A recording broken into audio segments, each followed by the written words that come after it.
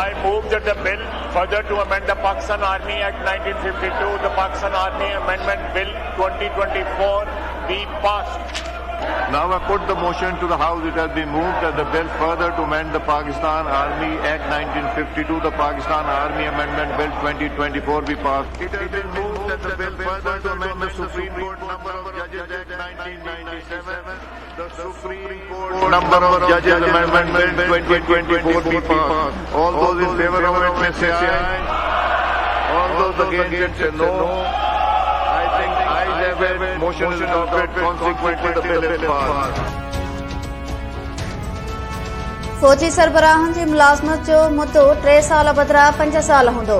Supreme court में जजिस जो अंक 17 मां वधाए 34 कयो वेंदो। क़ौमी असेंबली नंबर ऑफ जजिस एक्ट ऐं आर्मी एक्ट में तरमीम वारो बिल अक्सरियत राय सां मंज़ूर करे वरिता। मुख़ालिफ़ धुर जो सख़्त एहतजाज, स्पीकर जी डाइस अॻियां नारेबाज़ी, बिल्स जूं कॉपियूं बि फाड़े छॾियूं। आर्मी एक्ट तरमीम बिल दिफ़ा वारे वज़ीर ख्वाजा आसिफ ऐं सुप्रीम कोर्ट जे जजिस जे अंग में वाद वारो बिल वज़ीर कानून आज़म नज़ीर तारड़ पेश कयो। ऐवान ॿई बिल अक्सरियत राय सां मंज़ूर करे वरिता।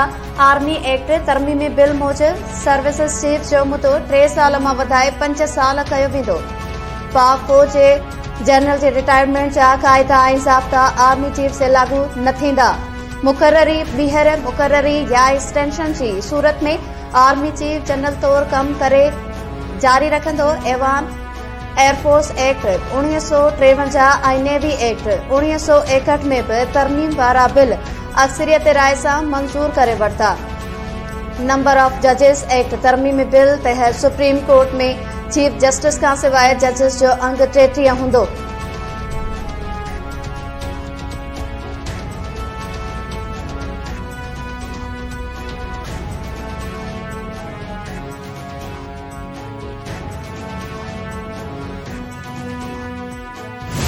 I wish to move that the bill further to amend the Supreme Court Practice and Procedure Act 2023, the Supreme Court Practice and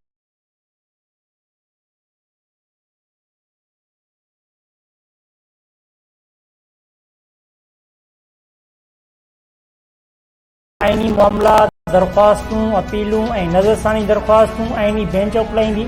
क़ौमी assembly supreme court practice and procedure तरमीम बिल 2024 मंज़ूर करे वरितो।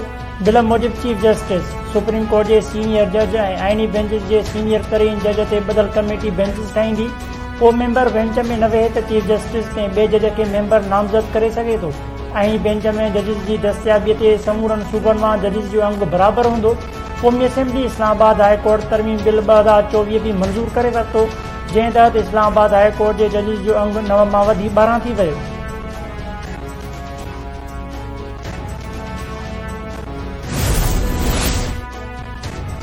पीटीआई चेयरमैन बैरिस्टर गौहर चयो आहे त हुकूमत जजिस जे अंग में वाध न पर पंहिंजी मर्ज़ीअ जा जज सुप्रीम कोर्ट में आणणु चाहे थी। आइन खे बेमायना करे जमहूरियत खे बादशाहत में तब्दील कयो पियो वञे। पीटीआई बानी सां मुशावरत खां पोइ पार्टी पॉलिसी बयान जारी कंदासीं।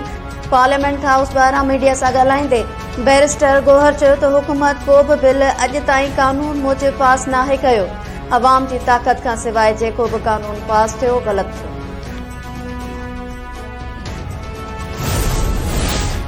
आर्मी चीफ जी एक्सटेंशन या मुलाज़िमत मुद्दे में वाद इंतज़ामी मामिलो आहे। सर्विसिस चीफ्स जूं एक्सटेंशन माज़ी में भी थींदियूं रहियूं आहिनि। हुकूमत दहशतगर्दी एक्ट तरमीम करणु चाहे थी। इहा 6वीं तरमीम जी तौहीन आहे। अहिड़ी तरमीम थी त जमहूरियत खे नुक़सानु थींदो। JUIF जी सरबराह मौलाना फज़लुर रहमान जी पार्टी जे मरकज़ी शुरा कमेटी इजलास खां पोइ इस्लामाबाद में प्रेस कॉन्फ्रेंस। मौलाना फज़लुर रहमान चयो त PTI ऐं असां मुख़ालिफ़ धुर जूं पार्टीज़ आहियूं। अपोज़िशन जी जुदोजहद हिकु ई हूंदी आहे। इख़्तिलाफ़ ख़तमु करे बहितर माहौल पैदा करे सघे थो। गज़ा ऐं लबनान में बमबारी ते ख़ामोशी खां पोइ अमरीका ऐं ओलह खे इंसानी हक़नि जी ॻाल्हाइण जो को बि हक़ न आहे।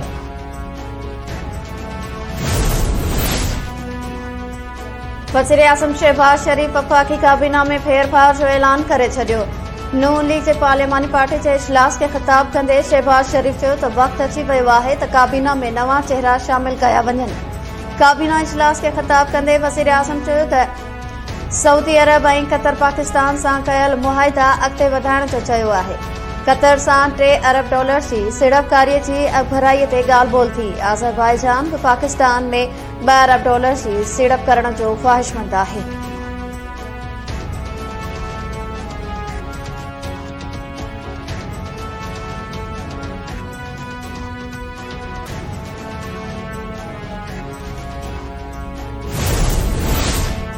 सिंध असेंबलीअ सूबे में आईनी बेंचिस जी जोड़ जक बाबति ठहराव अक्सरियत सां मंज़ूर करे वरितो। ज़ियाउल अंजार पारां पेश कयल ठहराव जे हक़ में 123 ऐं 4 वोट मुख़ालफ़त में पिया। वॾे वज़ीर मुराद अली शाह चयो आहे त 26 आईनी तरमीम खां पोइ हीउ ठहराव ज़रूरी हो। हाणे सिंध में आईनी बेंचिस ठही सघंदियूं।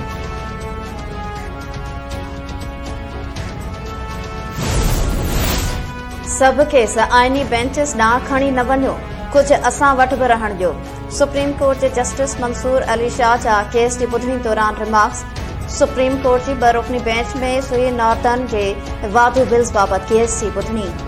दरख़्वास्त गुज़ार जे वकील दलील ॾींदे चयो त 26 आईनी तरमीम बाद हाणे ही केस आईनी बेंच ॾांहुं वेंदो।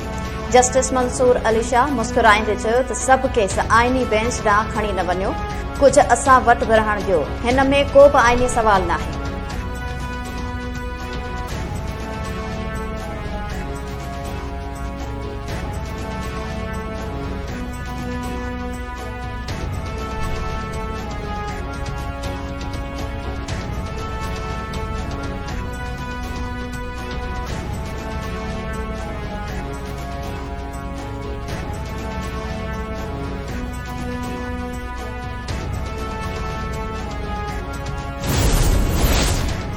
हिते रुगो नाइंसाफ़ियूं थींदियूं आहिनि, वकील बि वक़्तु ज़ाया कंदा आहिनि। हाणे हिन अदालत में न ईंदसि। पीटीआई बानी जी घरवारी बुशरा बीबी इस्लामाबाद जी अदालत में पेशीअ दौरान रोई ॾिनो। बुशरा बीबी चयो त कंबल ऐं ॿियो सामान गाॾीअ में आहे, जेल वञण लाइ तयारु आहियां। पीटीआई बानी ऐं मूंखे सज़ा ॾेई नाइंसाफ़ी कई वई। छा जेल में क़ैद शख़्स इंसान न आहे? कंहिं जज खे शो नज़र न अची रहियो आहे? अदालत केस जी वधीक ॿुधणी 18 नवंबर ताईं मुलतवी करे छॾी।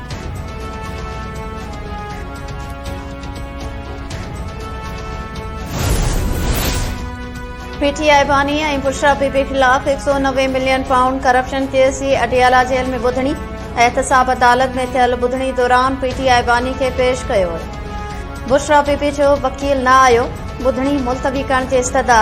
नेब टीम पारां मुख़ालिफ़त। अदालत अरबा ताईं आख़िरी मौक़ो ॾींदे ॿुधणी 6 नवंबर ताईं मुलतवी करे छॾी।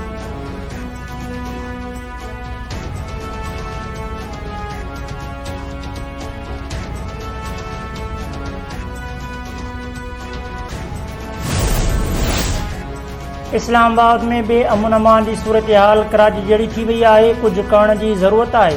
इस्लामाबाद में मुंहिंजे वास्ते वारनि खे बि भते जूं पर्चियूं मिलियूं आहिनि। इस्लामाबाद हाई कोर्ट जे चीफ जस्टिस आमिर फारूक जा वकील इंतज़ार पंजूता जी बाज़ियाबी बाबति दरख़्वास्त ते ॿुधणी दौरान रिमार्क्स। वकील अली बुखारी अदालत खे इंतज़ार पंजूता जी बाज़ियाबी ऐं संदसि हालत बाबति आगाही ॾिनी। अदालत चयो त बाज़ियाब थियल जी हालत ठीकु न आहे। पुलिस कुझु ॾींहं बाद हिन केस जी जांच करे।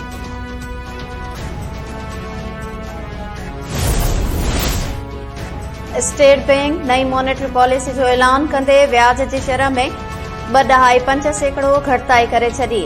व्याज जी नई शरह 17.5% मां घटिजी 15% थी वई।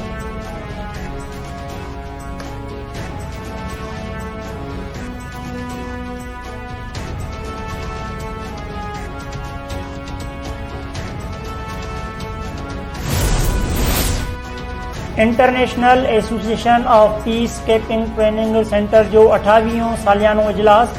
Army chief general Asim Munir जे इजलास में ख़ासि महिमान तौर शिरकत। Army chief general Asim Munir चयो आहे त आलमी अमुन ख़तरनि ऐं चैलेंजिस खे मुंहुं ॾेई रहियो आहे। गॾियल क़ौमुनि जी कोशिशुनि बावजूदि फ़लस्तीन ऐं कश्मीर में ज़ुल्म जारी आहे। फ़लस्तीनियुनि ऐं कश्मीरियुनि जी हालत ॿुधाए थी त अञा घणो कुझु करणो आहे।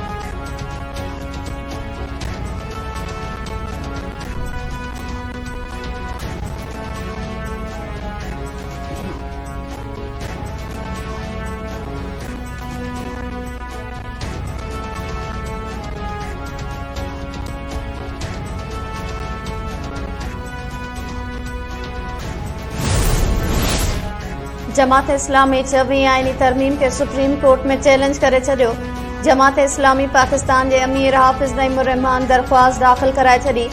26 आईनी तरमीम कलअदम करार ॾेई सीनियर जज खे चीफ जस्टिस मुक़रर करण जी इस्तदा। जुडिशल कमीशन जी जोड़ जक बि मुअतल करण जी दरख़्वास्त।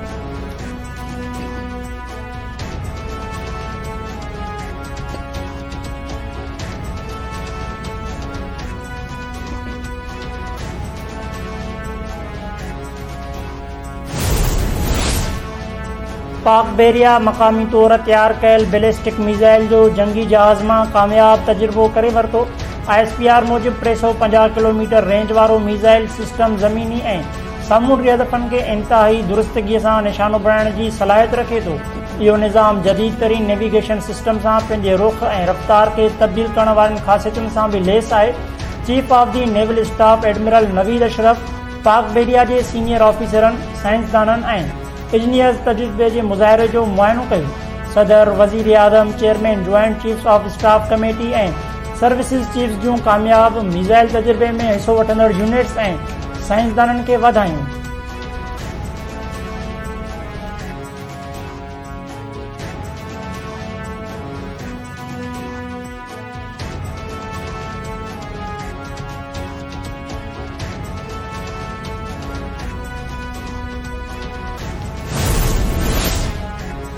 इक़्तिसादी राब्ता काउंसिल सिंध, पंजाब ऐं केपी में शुगर मिल्स 20 नवंबर खां हलाइण जो फ़ैसिलो करे वरितो। खंड जे फ़ी किलो क़ीमत 140 रुपया मुक़रर।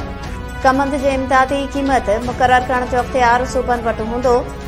सिंध हुकूमत ECC जे फ़ैसिले बाबति रिपोर्ट सिंध हाई कोर्ट में जमा कराए छॾी। सिंध हाई कोर्ट सिंध हुकूमत खे 3 हफ़्तनि अंदरि कमंद जो अघु मुक़रर करे रिपोर्ट अदालत में जमा कराइण जो हुकुम ॾेई छॾियो। रिपोर्ट मूजिब समूरियूं शुगर मिल्स आबादगारनि खे रहतूं अदा करण जूं बि पाबंद हूंदियूं।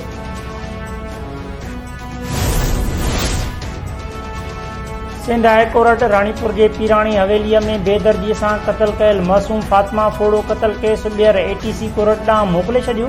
अदालत अहिड़ो हुकुम खैरपुर जे सेशन जज पारां मोकिलियल रेफरेंस ते ॾिनो। सेशन जज ATC अदालत पारां केस सिविल कोर्ट मुंतक़िल करण वारे फ़ैसिले खे क़ानून ख़िलाफ़ क़रार ॾिनो हो।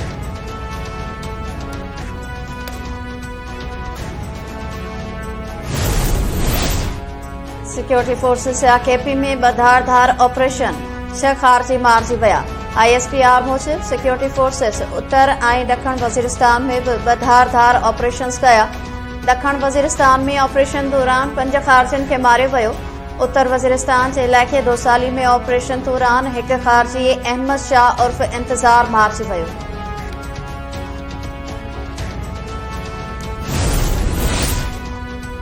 कराची जे अस्पतालुनि मां ताज़ा ॼावल ॿार अगवा करे विकिरो कंदड़ जोड़ो गिरफ़्तार। SSP क्यामाड़ी ऐं जाज पुलिस जे SP प्रेस कॉन्फ्रेंस कंदे चयो आहे त ॿारनि खे अगवा कंदड़ शाज़िया ऐं संदसि मुड़ुसु एजाज़ हिंगोरो खे गिरफ़्तार कयो आहे। संदन कब्ज़े मां हिकु ताज़ो ॼावल ॿार बि मिलियो आहे। जोड़ो अस्पतालुनि मां ॿार अगवा करे विकिरो कंदो हो।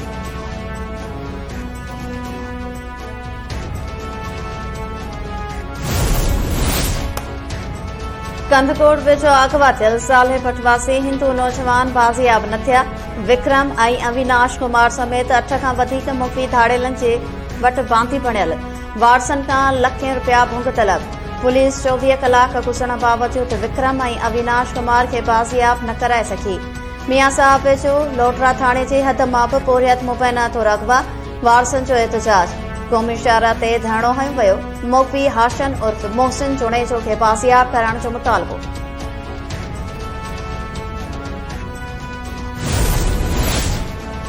वाई पांदी में क़तल कयल औरत नज़ीरा बिरोई जे कातिलनि जी गिरफ़्तारीअ लाइ सियासी समाजी धुरियुनि जो एहतजाजी मार्च पुनल सारियो ऐं नूर मोहम्मद कातियार जी अॻुवाणीअ में ॻोठ दोदो बिरहमाणीअ खां वाई पांदी शहर ताईं मार्च कयो वियो। अॻुवाणनि चयो त 2 महीना अॻु वाई पांदीअ में नज़ीरा बिरोई खे क़तल कयो वियो। पुलिस कातिलनि खे गिरफ़्तार करण बदिरां खेनि तहफ़ुज़ ॾेई रही आहे। जवाबदार दुर मक़तूला जे वारसनि खे क़तल केस तां हथ खणण लाइ दाबा ॾेई रही आहे। कातिल गिरफ़्तार न थिया त एहतजाज जो सिलसिलो वधायो वेंदो।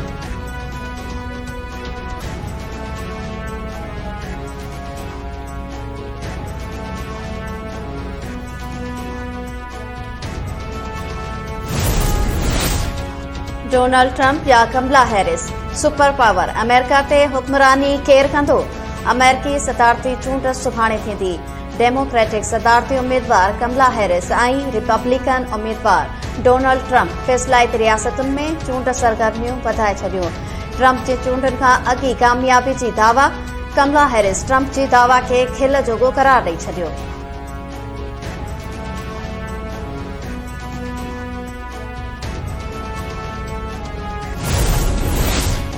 ऑस्ट्रेलिया दिलचस्प मुक़ाबले बाद पहिरीं वनडे मैच में पाकिस्तान खे शिकस्त ॾेई छॾी।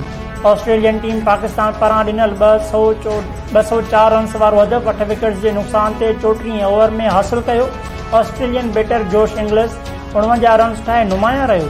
कप्तान पैट कमिंस 32 रन्स ठाहे नॉट आउट रहियो। हारिस रऊफ़ 3, शहनशाह आफरीदी 2, नसीम शाह ऐं मोहम्मद हसनैन हिक रांदीगर खे आउट कयो। कप्तान मोहम्मद रिज़वान चयो आहे त बॉलर्स शानदार बॉलिंग कई। ईंदड़ मैच खटण जी कोशिश कंदासीं।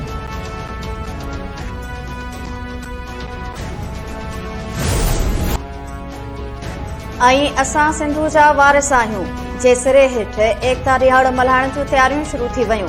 KTN काविश जे सॾ ते 1 दिसंबर ते एकता ईद मल्हाई वेंदी। ख़ैरपुर में एकता सुघड़ कचहरी, सुघड़नि पारां डोर बेत ऐं ॾिठ दहस पेश। एकता ईद भरपूर नमूने मल्हाइण वारे अज़म जो वर्षाव।